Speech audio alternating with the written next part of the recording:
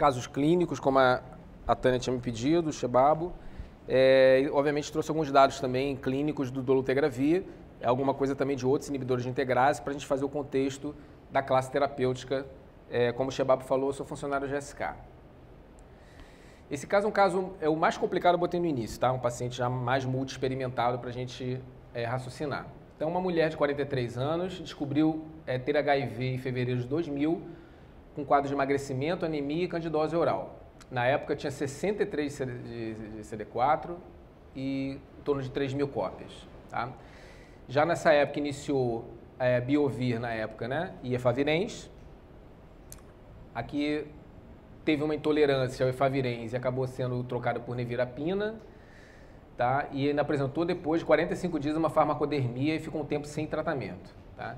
Aí, em julho, retomaram com a melhora do quadro, Stavudina, Lamivudina e Efavirenz com boa tolerância. Aí tolerou o Efavirenz. Março de 2011, com o mesmo esquema, tinha esse CD4, carga viral ainda detectável, talvez na época, não sei se o corte era 400, né? Talvez não lembro se 2000... Não, 2011 eu acho que já era... Alguém lembra qual era o corte da carga viral de detecção? Já era 50? Tá. Abril de 2012, aumentou um pouquinho o CD4, continuava o carga viral detectável, mas foi optado, por quem conduziu o caso, a manter a TARV, né, mesmo sem anormalidades laboratoriais, e só genotipou... aqui tem alguma coisa errada, né? Desculpa, aqui é 2001, 2002. Tá vendo? 2000, 2001, 2002, não é 2011, 2012. Tá? Então aqui, provavelmente, aqui o corte devia ser 400 aí em 2001, né? E essa era a genotipagem da época, tá, gente? Junho de 2006. Subtipo C, esse caso é do sul do Brasil, tá? Que o subtipo C é mais frequente. Né? A classe dos análogos já tinha aqui algumas mutações. Não análogo aqui já tinha mutação até para etravirina. E aqui é o score do Stanford, tá? E a protease também já com algumas mutações, mas sem um grande comprometimento aqui pela renageno. Seguindo, dezembro de 2006, tá? Trocaram o esquema, colocando o IP100R, né, que na época se fazia. Carga viral não detectou, tá? E baseado na genotipagem anterior, se trocou para lopinavir com AZT com lamivudina. Tá? Aqui indetectou, provavelmente nessa época já estava abaixo do corte de detecção. Teve um período de depressão após a morte do marido, e aí a adesão deu uma piorada. Provavelmente tinha um problema de adesão ali, né? Desde sempre, na verdade, né? Aparentemente, nunca indetectou. E a carga viral mais elevada. Aqui se manteve o esquema e só se genotipou novamente em dezembro de 2010. E essa era a genotipagem que saiu o resultado aqui início de 2011. Você vê que todos os análogos já só sensível à tenofovir e já com os não análogos bastante queimados, e aqui a protease já com comprometimento importante, mantendo o melhor IP sendo o darunavir. Então o esquema foi para tenofovir 3TC e darunavir, aqui indetectou e conseguiu se manter indetectável até junho de 2013, com o CD4 um pouco mais elevado, né? Aqui com um blipzinho, foi reforçada a adesão, mas se manteve o esquema. Em dezembro de 2010 houve uma nova falha terapêutica. E aqui novamente genotipou. E esse era o cenário da época, 2014. Piorou bastante o perfil, né, na protease, o darunavir já estava intermediário, felizmente ainda tinha o tropismo R5. Ok? E aí o esquema dessa paciente, acabou se fazendo aqui 3 análogos, daruna, raltegravir e maraviroc, conseguiu suprimir a carga viral, só que novamente falhou. Então você vê com problema, provavelmente problema de adesão, mas também com esse esquema realmente um pouquinho difícil, né, aderir a esse esquema. Muitos comprimidos por dia, tirando outros de comorbidade que a gente não tem informação aqui, tá? E nessa genotipagem se mantinha R5 e a integrase já tinha 2 mutações, só que essas mutações aqui, como a gente vai ver, felizmente ainda não comprometiu o dolutegravir, tá? Isso provavelmente vocês devem ter, quem maneja a TARV aqui há um tempo deve ter um caso semelhante, ou pelo menos quem tem pacientes que já estão, né, em tratamento desde a final da década de 90, início de 2000, com certeza já passaram por esquemas que hoje em dia a gente nem faz mais, né? Estavudina, IPCR, né? Mantendo paciente com replicação viral mesmo baixa em vigência de TARV, né? Coisas que hoje em dia a gente não faz mais, isso historicamente é aceitável pela falta de opções pregressas que a gente tinha, né? Então, vou mostrar alguns dados aqui desse cenário clínico, né? Existe esse estudo Viking 3, que é um estudo que mostrou exatamente o paciente naquele cenário. Paciente já falhado nas 3 classes e com mutações na integrase, tá? E esses pacientes foram colocados em braço único, tá? Acrescidos de dolutegravir ao esquema terapêutico até o 8º dia, e depois do 8º dia se refez todo o backbone do paciente para ter um esquema mais otimizado, e aí teve esse percentual de detecção de supressão viral com 24 e com 48 semanas. Essa análise do 8º dia é importante para ver como comportava a queda da carga viral apenas com a adição do dolutegravir no esquema, tá? Então, no geral, houve uma queda de 1,4 log, tá, desses pacientes multi-experimentados, o que já foi interessante, né? Uma queda expressiva nessa população já bastante experimentada. Só que aqui também mostrou que o pior cenário para o dolutegravir, em que você só tinha 24% de supressão viral na semana 24, é quando você tinha 148 mais 2 mutações secundárias, tá? Então, esse aqui é o pior cenário para o dolutegravir, quando você já falhou o esquema em vigência de raltegravir, no nosso caso. O vitegravir a gente não tem no Brasil, tá? Então, quando você não tem a 148, você vê que muitas vezes você tem, quando tem só 155, você consegue suprimir 88% dos casos, até um elevado grau. Aqui também, quando você tem mais de 2 mutações primárias, outras, também pode cair para 50% apenas de chance de supressão viral. E aqui só resumindo as vias mutacionais do raltegravir, essa é a pior via que tem a resistência cruzada com dolutegravir. Então, realmente, se você tem paciente falhando em vigência de raltegravir, o ideal é tirar o raltegravir do esquema para que não seja acumulada novas mutações de resistência. Agora, com a entrada do dolutegravir, isso nem é necessário esperar mais, né? Nem vai ser mais necessário esperar. E essa evolução da via mutacional 148 ela é uma questão de tempo, tá? Em pouco tempo você aparece a 148 e com mais tempo pode ser 148 mais outras mutações secundárias, e aí realmente você pode queimar o dolutegravir para esse paciente. Inclusive tem um estudo do Lula Brígido, do grupo dele, lá de São Paulo, que ele reuniu 92 pacientes que estavam com replicação viral em vigência de raltegravir, tá? E ele verificou nessa amostra dele, de 4 anos que ele conseguiu reunir em São Paulo, que já 35% dos pacientes já tinham algum comprometimento da suscetibilidade do dolutegravir. Então, isso é uma realidade brasileira. Aquele estudo Viking 3 não teve recrutamento no Brasil, mas esse dado é brasileiro, então mostra realmente que é um problema real aqui também, né? Ou seja, paciente já em falha com raltegravir pode prejudicar o dolutegravir. Mais uma vez, a via 148, na maioria das vezes, é associada a 140. Então, ele sugere que realmente é possível que a interrupção imediata do raltegravir, assim que identificada a falha, possa favorecer a terapia de resgate do dolutegravir. Isso mesmo em cargas virais baixas, tá? Não precisa ter uma carga viral elevada. Claro que quanto mais alta a carga viral, maior risco de seleção de mutações de resistência. E depois foi feito só, para vocês terem essa informação, o Viking 4, e que se fez a mesma população de pacientes multi-experimentados, como aquele estudo era de braço único, se fez um controlado com placebo, para realmente ter um dado um pouco mais robusto, e se comprovou realmente a diferença de eficácia quando se acrescia dolutegravir no esquema. Aqui para vocês verem o que já foi definido de mutações in vitro na integrase, né? E vocês veem que mutações únicas, né, ao raltegravir ou vitegravir, não comprometem o dolutegravir, né? Aqui é o fold change, tá, de cada mutação única, e aqui teve um pouco mais de impacto, a 151, quando única, e mesmo assim é considerada ainda o dolutegravir suscetível, um fold change um pouco mais alto, mas ainda o dolutegravir pode ser mantido no esquema, revendo a adesão e o backbone, né?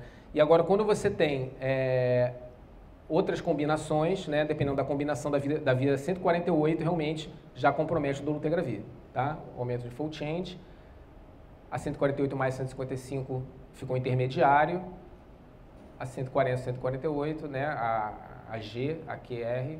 Isso aqui eu botando normalmente nos algoritmos, a gente vai ter esse dado, mas só para vocês terem essa visibilidade de que para realmente conferir uma resistência cruzada ao dolutegravir, você precisa ter um acúmulo, não basta uma mutação única, e sim um acúmulo de mutações secundárias.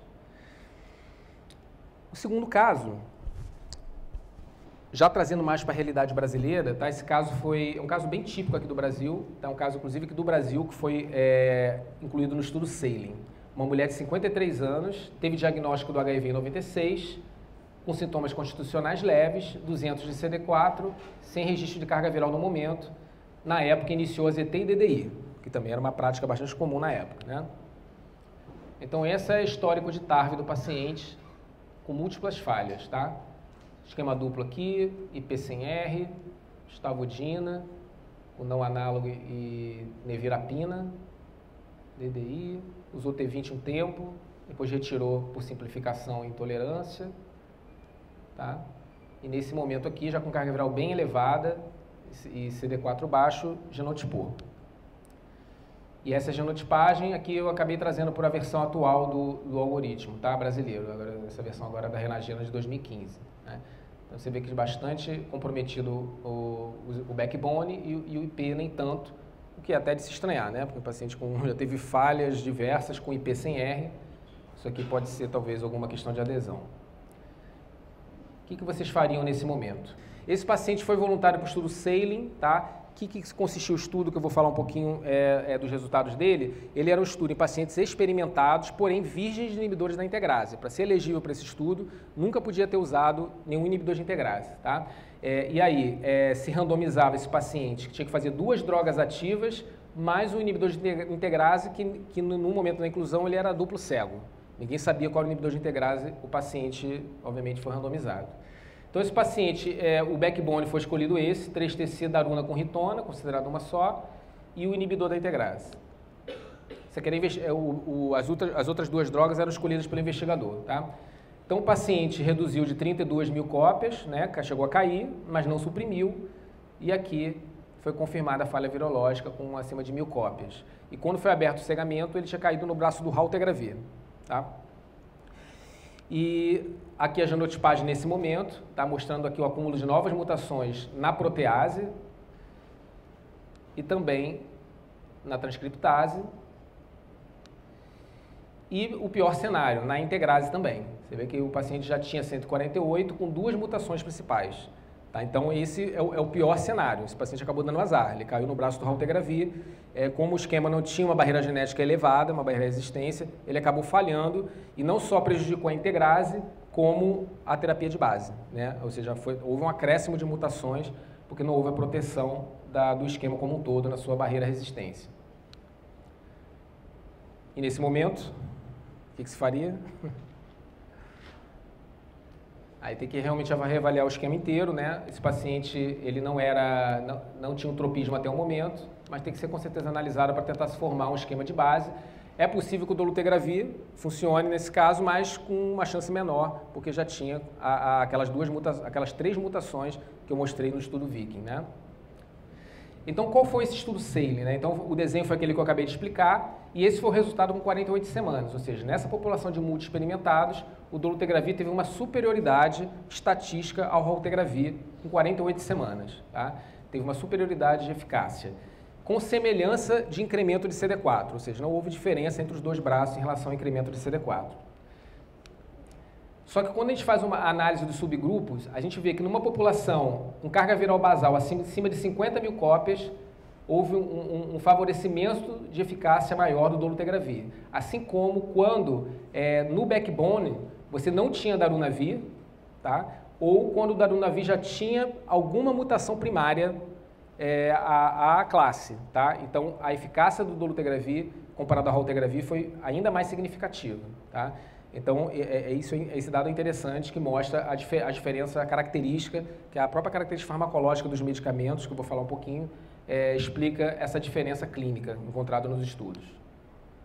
E também se verificou, em alguns pacientes que houve falha definida por protocolo, em 4 pacientes do braço do dolutegravir apareceram mutações para integrase, que eu vou falar quais foram essas mutações, e 17 no braço do raltegravir. Também foi uma diferença bastante significativa.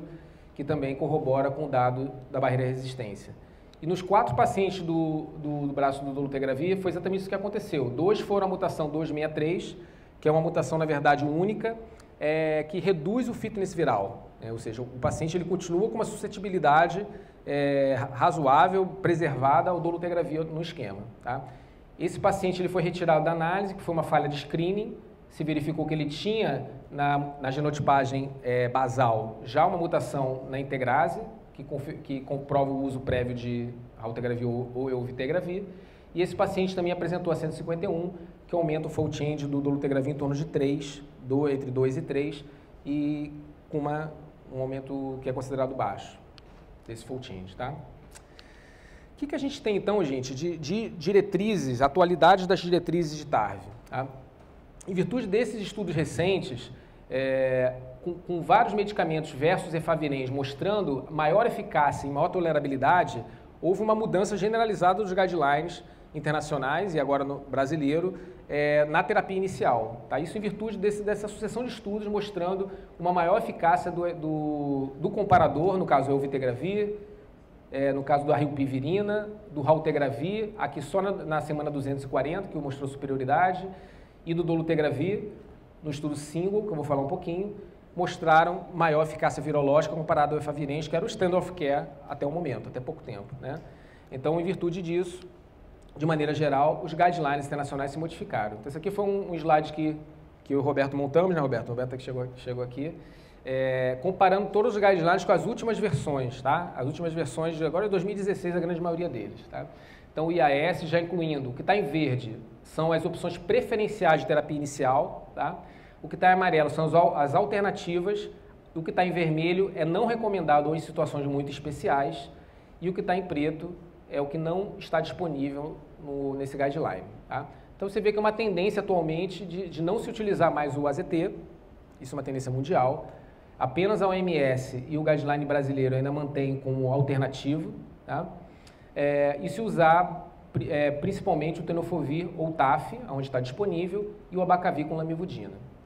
E também o efavirenz caindo também como opção alternativa, caindo da opção preferencial. A OMS mantém com aqui a opção de fazer uma dose de 400 miligramas. Não sei se vocês tiveram acesso, saiu agora, se não me engano, na Lancet, essa meta-análise que a OMS organizou, comparando as opções todas de primeira linha e o que norteou a mudança do guideline deles agora de 2016. Então, eles colocaram como alternativo, né, a esse efavirenz, o dolutegravir, tá? E o efavirenz de 400 como alternativo ao efavirenz de 600.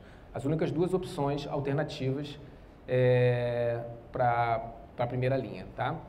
Rilpivirina é utilizado, no Brasil não está disponível, e inibidor de integrase vocês veem que estão em todos os guidelines aqui como opções preferenciais. Aqui, na verdade, era verde isso aqui, né? Alguma coisa aconteceu que mudou a cor, porque a partir de 2017 já foi anunciado que o dolutegravir vai estar como first line, first choice no guideline brasileiro, ou seja, todos os pacientes que iniciarem e forem elegíveis, né, vão começar o dolutegravir na grande maioria das situações. Tá? E na OMS, muito baseado também no guideline da OMS. Tá? O Brasil utilizou muito o racional da OMS em virtude de toda essa meta-análise, esses estudos, e ainda, obviamente, pela questão da negociação de preço. E vocês veem que os inibidores de protease eles têm caído realmente para opções alternativas, principalmente o lopinavir, que praticamente não é recomendado na maioria dos guidelines, e ainda é muito utilizado no Brasil. Né? Então, o lopinavir realmente, em virtude da dificuldade posológica e dos eventos adversos, ele tem sendo deixado de lado. Tá? E o darunavir continua como opção de primeira linha nesses dois guidelines, um DHHS e o europeu. Esse aqui foi o anúncio do dolutegravir na primeira linha, que saiu agora, muito recente, tem menos de um mês. Tá? Esse aqui é o diário oficial, em que ele coloca tanto o dolutegravir como o darunavir em linhas mais precoces de tratamento. Então, isso a partir do ano que vem vai ser uma mudança importante no manejo antirretroviral dos nossos pacientes. Tá? Então, é uma coisa que é importante estar bem atento. Em breve, o PCDT deve ser atualizado e deve estar sendo publicado. E esse aqui foi um anúncio do Ministério, tá? Que, a princípio, 100 mil pacientes devem utilizar o dolutegravir no ano de 2017. Tá? e os protocolos vão ser atualizados. E aqui eles colocam que, obviamente, agora o enfrentamento brasileiro está se aproximando do que é recomendado nos guidelines internacionais. E com a diferença que no Brasil é oferecido gratuitamente, né? Então, vamos falar um pouquinho dessas características que também corroboram com os estudos clínicos, né? Que o que a gente viu in vitro? Ou seja, a potência dos inibidores da integrase, né? Eles são medicamentos de elevada potência de supressão do HIV, comparada às diversas classes. E o dolutegravir se destacando aqui como o mais potente até o momento. Essa aqui é a característica de ligação do medicamento no sítio ativo da integrase, da enzima, né? Ou seja, ele fica mais tempo ligado do que o raltegravir ou o evitegravir, e isso, com certeza, é um dos fatores que explica a maior barreira de resistência que o dolutegravir tem, tá? Isso também se mostra quando a gente vê o tempo de concentração plasmática após a dose, né? Você vê que o dolutegravir ele pode ficar até 80 horas com um nível sérico terapêutico, sugerindo um forgiveness elevado, tá? Mesmo assim, obviamente, ele é recomendado uma vez ao dia, que não está ninguém dizendo que tem que fazer o dolutegravir a cada 3 dias, né? Uma vez ao dia, 50 miligramas, mas com certeza essas características farmacológicas permitem que tenha pode ser utilizado qualquer horário do dia com ou sem alimento, então tem algumas vantagens práticas para a adesão do paciente, tá? E mesmo pacientes com mais dificuldade de adesão. Obviamente, a adesão tem que ser sempre trabalhada com intensidade. Para vocês terem ideia, esses foram os estudos, tá, do dolutegravir que motivaram toda essa mudança dos guidelines. Então é muita coisa. Se fosse falar de cada um deles em detalhes, a gente realmente ficaria muito tempo aqui e não cabe, tá? Então vou destacar os principais resultados desses estudos em virgens de tratamento. Eu já falei do Sailing e do Viking, né, dos 2 Vikings. Vou dar destaque aqui a esses 3 primeiros no primeiro momento, tá? Então, o medicamento ele se mostrou tão promissor nessa fase inicial do desenvolvimento que a empresa já investiu em estudos praticamente simultâneos, cabeça a cabeça com os principais standard of care da época, tá? Que eram o darunavir, o efavirenz e o raltegravir, isso em pacientes virgens, tá? Esse estudo aqui, eu vou falar um pouquinho depois, que é o estudo que saiu agora em Durban, tá? Um estudo bem recente, exclusivamente em mulheres virgens de TARV, tá? Que foi feito um estudo comparativo com o atazanavir. Também bem interessantes os resultados. Quando a gente compara com o efavirenz, o dolutegravir já na semana 48 mostrou superioridade estatística de eficácia, tá? Que se manteve até 3 anos, tá? Até 144 semanas.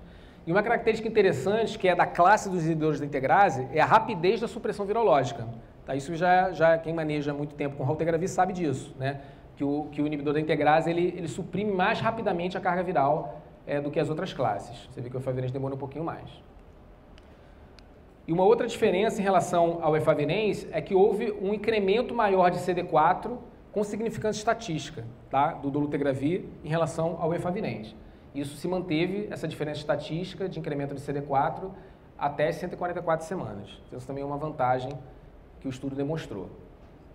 Quando você comparou com darunavir no estudo Flamingo, né, a superioridade também se demonstrou com 48 semanas e com 96 semanas, tá? Você vê com uma diferença até surpreendente aqui do dolutegravir com darunavir, que é considerado um medicamento de excelente potência, né? Mas também a rapidez da supressão viral da classe, tá? O que aconteceu aqui também teve uma maior descontinuação por evento adverso no braço do darunavir. Já quando você compara com raltegravir em pacientes virgens de tratamento, não houve diferença estatística, né? O dolutegravir foi considerado não inferior ao raltegravir, apesar de um pouquinho de aumento, mas isso aqui não teve diferença estatística, tá? E você vê que o comportamento é da classe, né? Da rapidez da supressão viral, nas primeiras semanas já há a grande maioria dos pacientes já estão indetectáveis. E só vale a pena ressaltar que esse estudo foi duplo cego, tá? Então aqui os pacientes não utilizaram o dolutegravir uma vez ao dia, porque, quer dizer, utilizaram, mas teve o placebo de raltegravir. Então, na prática, o paciente estava tomando o medicamento 2 vezes ao dia. Então, até essa vantagem da comodidade posológica não se fez presente aqui nesse estudo. Agora, vale a pena destacar que na semana 96, no extrato de pacientes que tinham uma carga viral mais elevada no início do tratamento, a diferença de supressão viral foi bem marcante, favorável ao dolutegravir, né? Ou seja, naqueles pacientes mais difíceis de tratar, o dolutegravir mostra uma potência maior e um maior resultado. Esse aqui foi um estudo independente, né, que não foi feito pela Vive, que foi feita uma meta-análise comparando dolutegravir a diversos outros terceiro agentes. Tá?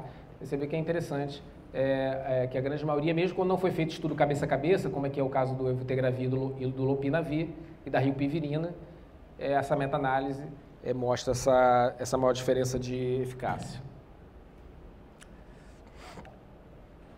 Agora, no ARIA, que é esse estudo que eu falei que é mais recente, né, que saiu agora no Durban, ele foi comparando, né, ele comparou apenas em mulheres, né, já para tentar suprir esse gap de dados de estudos em mulheres. A gente sabe que na maioria dos ensaios clínicos, poucas mulheres são recrutadas, né, muitas vezes menos de 1/3 dos voluntários são mulheres. Nesse caso, foi exclusivamente pacientes do sexo feminino, em torno de 500 pacientes foram recrutados nesse estudo, tá? E foi comparado com a atazanavir de forma randomizada. Então, também com 48 semanas, que foram os dados publicados agora, mostrou a maior eficácia com significância estatística do dolutegravir. 82% versus 71%, e aqui nos substratos, por carga viral basal, você vê quando a carga viral é mais alta, né, a diferença acaba sendo maior, e aqui no CD4 também do baseline. Isso aqui é um resumão dos dados de segurança do dolutegravir em todos esses estudos, tá? Foram estudos, como eu falei, já expliquei mais ou menos a metodologia deles. Aqui não houve diferença de tolerabilidade em relação ao raltegravir, é da classe. Os dois medicamentos são muito bem tolerados, é uma classe bastante tolerada. No estudo single, houve com certeza uma maior descontinuação no braço do efavirenz, principalmente por eventos do sistema nervoso central. Isso aconteceu no Flamingo, também mais continuações por evento adverso no braço da darunavir, tá? E, de maneira geral, o sailing, né, mais ou menos a descontinuação em cada braço em torno de 2%, ou seja, mesmo em pacientes experimentados, a tolerabilidade tanto do dolutegravir quanto do raltegravir se mostraram elevadas. E no estudo ARIA, né, que não está naquela análise, que é mais recente, também, de maneira geral, somente os eventos aqui de icterícia, né, e bilirrubinemia, obviamente, favoreceram ainda mais o dolutegravir. Também há diversos estudos de vida real, tá, gente, em andamento e alguns já publicados com dolutegravir, né, com resultados diversos, obviamente. Né. Esse estudo aqui, que é um estudo que já foi publicado num congresso na Alemanha, mas ele vai ser agora divulgado mais em Glasgow, tá, mostrou, né, todos os pacientes que estavam usando dolutegravir na Alemanha desde 2014, tá, foram 411 pacientes incluídos,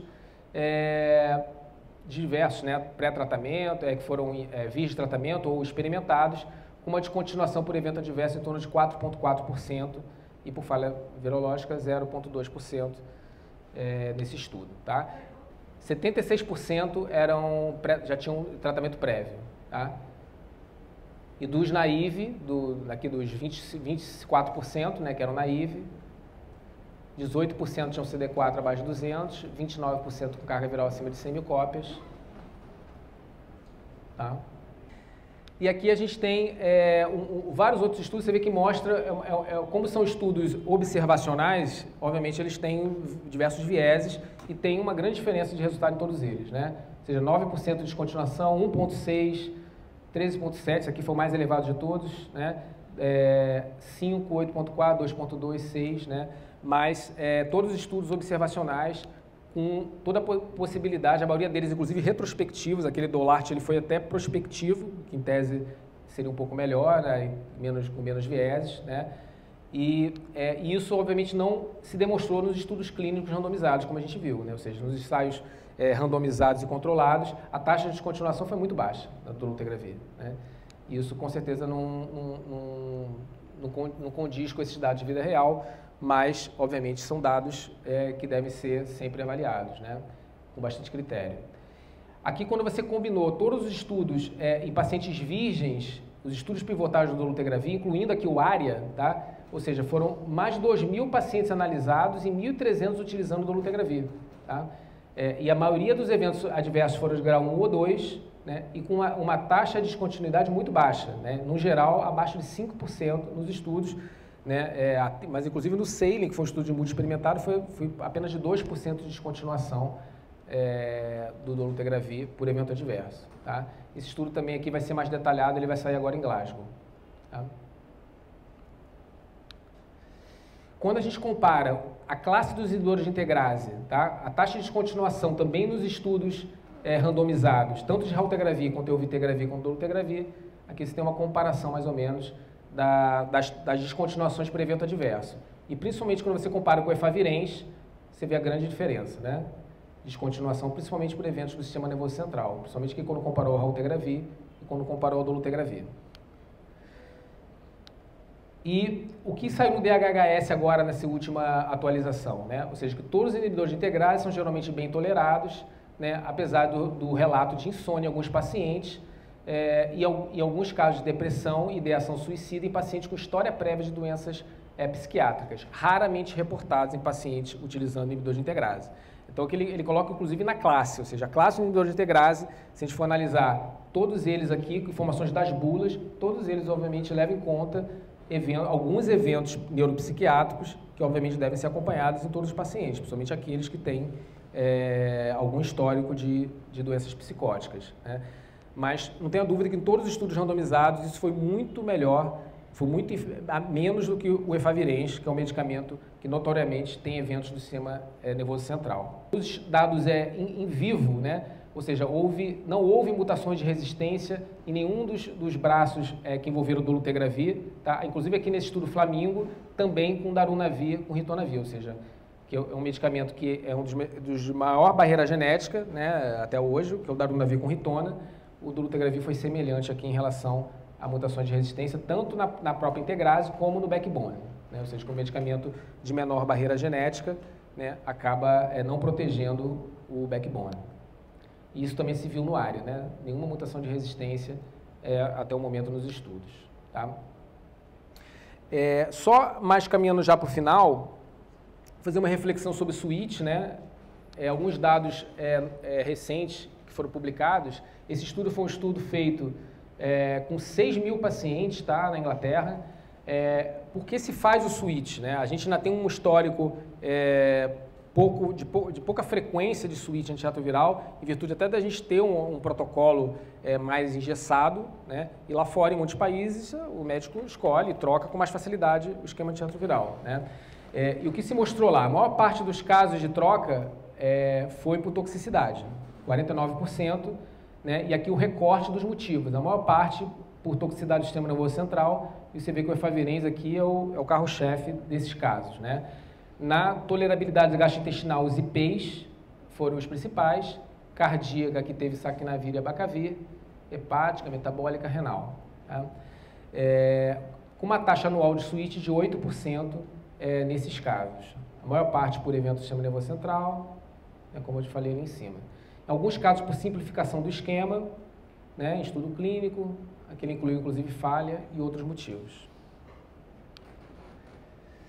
E uma realidade que a gente percebe, mas é pouco estudado isso, né, pouco documentado, é que muitos pacientes que têm eventos adversos crônicos, eles não relatam, eles acabam minimizando, né, e não é uma bandeira do paciente pedir para trocar, contanto que, obviamente, não sejam eventos toleráveis. Então, essa pesquisa aqui, ela avaliou, né, pela visão do paciente, né, se os seus eventos adversos eram perceptíveis, suportáveis, significativos, limitantes e insuportáveis, né.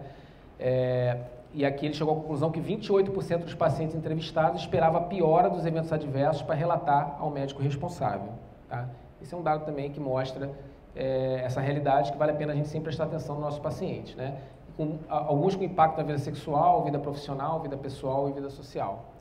Só uma reflexão.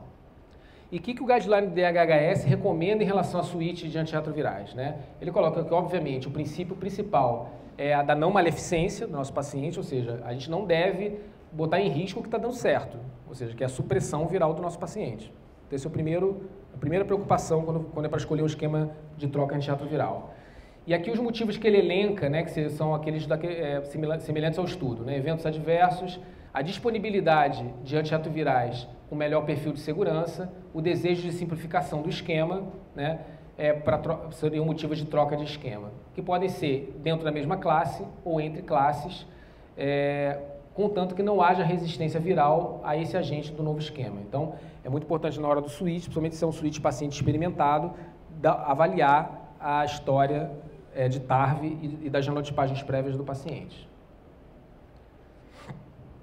Esse estudo é um estudo feito com suíte de efavirenz para Elvitegravir, e ele mostra de uma forma bastante consistente, né, que quando foi feito o suíte, principalmente por motivo de tolerabilidade, houve uma melhora importante dos eventos adversos do sistema nervoso central quando se fez o suíte de efavirenz, aqui de não análogo de maneira geral, mas 78% era efavirenz, para Elvitegravir, né? Ou seja, a classe de inibidores de integrase é uma classe com melhor tolerabilidade. E há esse estudo em andamento, tá? Que é uma análise interina de um estudo piloto de suíte de efavirenz para dolutegravir em relação à toxicidade do sistema nervoso central, tá? Que se fez uma avaliação do suíte imediato ou do suíte após 4 semanas, que foi definido como suíte tardio, tá? Só do efavirenz para o dolutegravir, mantendo o esquema de base. É um estudo piloto com poucos pacientes, né? Mas houve já uma comprovação de melhora de score do sistema nervoso central, principalmente voltado para distúrbios do sono, favorecendo os pacientes que fizeram essa troca para dolutegravir a partir do efavirenz. Mas são dados, é um estudo piloto que ainda está em andamento. Quando a gente vê também outros estudos de suíte, né, tanto de IP, quando de não análogo que a gente vai ver, para inibidor da integrase, a gente obviamente tem casos de sucesso, como aqui no Spiral. Teve um caso aqui, esse estudo que não foi bem sucedido, o suíte de lopinavir para raltegravir, aqui mostrou principalmente pacientes que tinham falhas prévias no esquema. Então, isso às vezes também tem que ser avaliado, quando você vai fazer um switch de um esquema, de uma melhor barreira genética, um medicamento de melhor barreira genética para um medicamento de menor barreira genética, que é o raltegravir, né? Aqui no caso de switch para Elvitegravir, né, se mostrou uma manutenção da supressão virológica. Também quando você fez o estudo de não análogos para Elvitegravir também teve um bom resultado. O que a gente tem de dado nessa população para switch para dolutegravir de raltegravir foi a coorte ópera, também foi apresentado no CROI desse ano, em que se analisou todos os pacientes dessa coorte ópera americana, de mais de 64 mil pacientes, quais que haviam feito switch, por qualquer motivo, de raltegravir para dolutegravir, tá? Então se verificou que desses 2.500 pacientes que estavam suprimidos com raltegravir, aqui, 2.800 pacientes que estavam suprimidos com raltegravir, 291 fizeram switch. E o que aconteceu com os pacientes nos 2 anos seguintes, tá? Então aqui mostrou que não houve uma diferença estatística entre probabilidade de falha virológica. Então os dois foram considerados, o switch para dolutegravir foi considerado também seguro do ponto de vista de manutenção da supressão virológica. Essa foi a conclusão desse estudo. São esses dados que eu trouxe, tá? Muita coisa já foi, admito, mas eu acho que o mais importante agora é a gente bater um papo, tirar as dúvidas, com os comentários de vocês, tá? Estou à disposição. Obrigado.